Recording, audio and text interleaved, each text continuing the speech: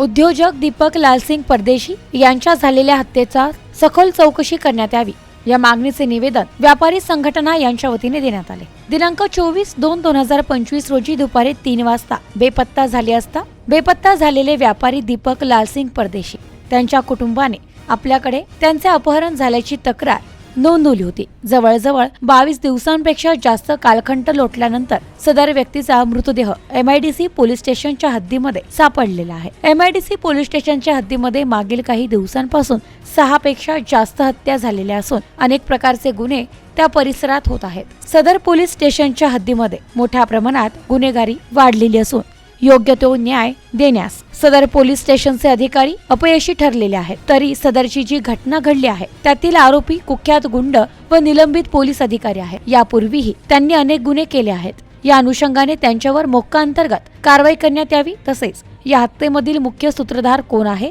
याचा शोध घ्यावा व त्यांच्यावर कठोरातील कठोर कारवाई करून संबंधित मृत व्यक्तींच्या नातेवाईकांना योग्य तो न्याय द्यावा अशी विनंती व्यापारी संघटना यांच्या वतीने करण्यात आली आहे। नगर शहरामध्ये प्रसिद्ध व्यापारी दीपक परदेशी यांचं 24 फेब्रुवारीला या शहरात अपहरण झालं होतं। त्याबाबतची कंप्लेंट त्यांचे चिरंजीव यांनी 25 फेब्रुवारीला सुद्धा संबंधित पोलीस स्टेशनला सादर केलेली होती।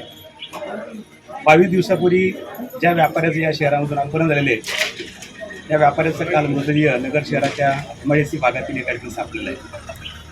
खरं तर अशा प्रकारे नगर शहरामध्ये जी घटना घडलेली आहे ही दुर्दैवी घटना आहे। नगर शहर म्हटलं की व्यापार हा त्याचा कणा असतो। या व्यापाऱ्याला जर अशा प्रकारे जर सुरक्षित वाटत असेल तर निश्चित त्यांच्या व्यापारावर परिणाम होतो।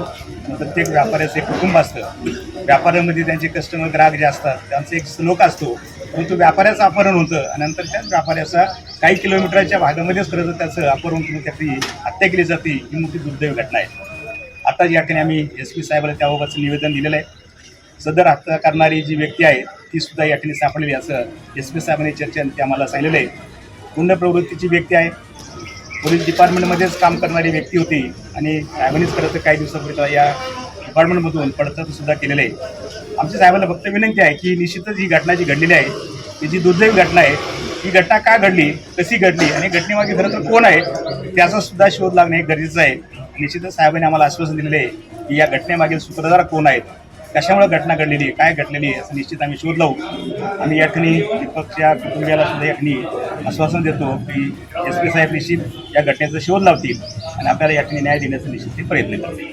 परिवाराची मागणी ही जे दोषी आहे त्यांना जास्तीत जास्त सजा हो आणि हे जे कृत्य केले भयान कृत्य तर याचा आम्ही निषेध करतो। तर इथून पुढं कायदा व सुव्यवस्थेचं लक्ष ठेवावं डिपार्टमेंटने, हे बी त्यांना निवेदन त्याद्वारे देतो की व्यापाऱ्या हा शांतताप्रिय मनुष्य आहे, त्याला कुठे बी शांतता हवी असती, त्या हिशोबाने पुढील त्यांनी डिपार्टमेंटने निवेदन केलं।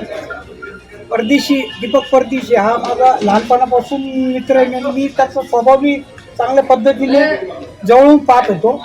शांत स्वभावाचा होता, तो कधी बी करून झंझट नाही करत, एखाद्याने वाद टाकलं तर तू तुझे तिकडे, तो कधी काय झंझटमध्ये पडायचं नाही असा व्यक्तिमत्व होते। झालं ते झाली ती हत्या, त्याला विराज नाही आहे, त्याचा पुढील तपास व्यवस्थित होऊन त्याला दोषीला शिक्षा व्हावी अशी विनंती। त्याने आम्ही सर्व व्यापारी वर्ग असेल, राष्ट्रवादी काँग्रेस पक्षाचे कार्यकर्ते असतील, स्वर्गीय दीपकजी परदेशी यांचं मित्रमंडळ असेल, सर्वांनी आज SP साहेबांची भेट घेऊन जी घटना घडलेली आहे जी दीपक शेठ हे 21-22 दिवसापासून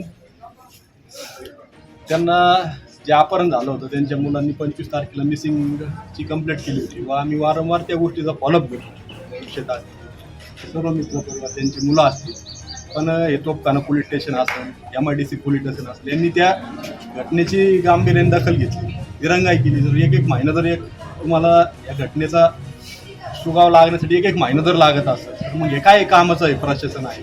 व MIDC हद्दीत आत्तापर्यंत 2 महिन्यात 7 मर्डर झाले व त्याच हद्दीत कसे टाकले जातात। आत्तामध्ये एक युवकाला तिथं जाळण्यात आलेलं आहे। तर आणि आपल्या सर्वांच्या माध्यमातून हे तोपखाना पोलीस स्टेशन असेल, MIDC पोलीस स्टेशन असेल, या अधिकाऱ्यांवर कठोर कारवाई झाली पाहिजे।